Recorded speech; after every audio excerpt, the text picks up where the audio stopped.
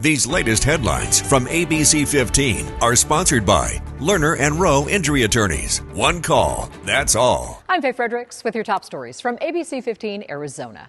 Emergency crews rescuing a man they say fell down a dry well in the middle of a field. This was near Arizona Avenue and Pecos Road in Chandler. Officials say he fell nearly 15 feet and was injured in the process. This is the view from the Sweet James chopper. You can see more than 24 firefighters down below using a pulley to try to get that man out.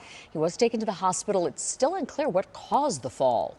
New Monday, the El Mirage man, convicted of shooting at law enforcement 14 separate times, has been sentenced to 26 years in prison. Arizona DPS says Saul Bayardo pleaded guilty to 4 counts of aggravated assault. The incidents all happening between July and December of 2021 across El Mirage, Surprise, and Youngtown. The family of Christopher Hampton, the 15-year-old who drowned at Show Low Lake after a football camp, they filed a lawsuit against the Phoenix Union High School District for gross negligence and wrongful death of their son. Family says their son was left without supervision and that coaches and staff were told not to go swimming and knew Christopher could not swim, even saying they left their son behind after a head count. Family is now suing the Phoenix Union School District for $50 million.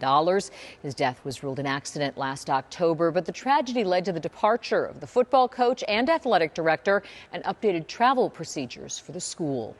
Vice President Kamala Harris will head to Arizona at the end of the week. Harris will be in Phoenix Friday, then head to Las Vegas. We're working to learn more details about what the stop will include. It follows President Biden's State of the Union address Thursday. Election day closing in fast. Today is the first day candidates for U.S. Senate can turn in their signatures to make the ballot. Democratic Congressman Ruben Gallego, the first to submit his signatures today. He submitted more than twice the number needed. Arizona could still have a 3-way race come November. Independent U.S. Senator Kyrsten Sinema still has not announced if she's running, but she has just under a month to get her 42,000 signatures in. As an amateur political scientist, I'd love to see her run, because I want to see what it tells us about Arizona.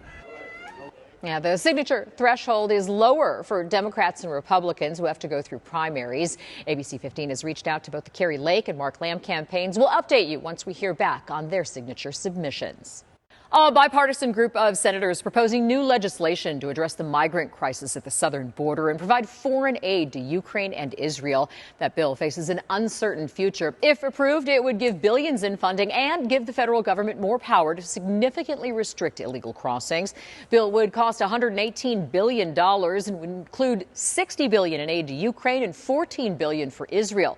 Now, meanwhile, in the House, Speaker Mike Johnson says lawmakers will vote this week on a standalone bill for aid to Israel. So to know that it's coming, I think, is a win for everybody. It's the first birth control pill available without a prescription. O-pill shipments are now underway, and the oral contraceptive should be in stores and online in the coming days and weeks. If taken as directed, the company behind the pill says it can be up to 98% effective at preventing pregnancy. The suggested retail price, roughly $20 for a 1-month supply and $50 for 3 months. Pharmacies that plan to carry it include CVS and Walgreens. Happening now, if you live in Flagstaff, your utility bills could soon go up. City Council, they're meeting today over proposed water rate changes. A second meeting is set for March 25th. Uplifting Arizona with a heartfelt effort to make sure the history of our state's Black community isn't lost. Historians at Arizona State University are calling on the community to share their stories. Jessica Salo, an archivist of Black collections at ASU, is leading the effort. She says less than 2% of all archival collections in Arizona represent Black communities. Black history is Arizona history. It's American history. It is history, period. So for us to not be included in that, it really is devastating. The effort hopes to document this history both anecdotally and through artifacts before it's lost to time. To get in touch with the team, contact the Hayden Library at the Tempe campus.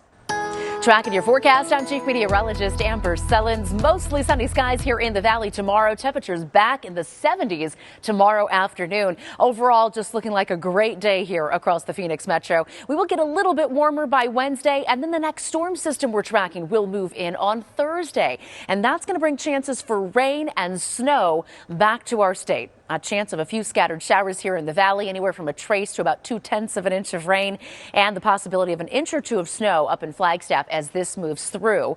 Another storm system is going to be hanging out right near the Four Corners over the weekend, so we'll keep some slight chances for showers along the rim and into the White Mountains on Saturday as well. But at that point, our valley forecast will be drying back out, and we'll start another climb that'll take temperatures into the 80s again by Sunday and Monday. Breezes pick up for the middle of the week as that storm system approaches, and Phoenix drops to 69 as it moves in on Thursday with that 30% chance of rain.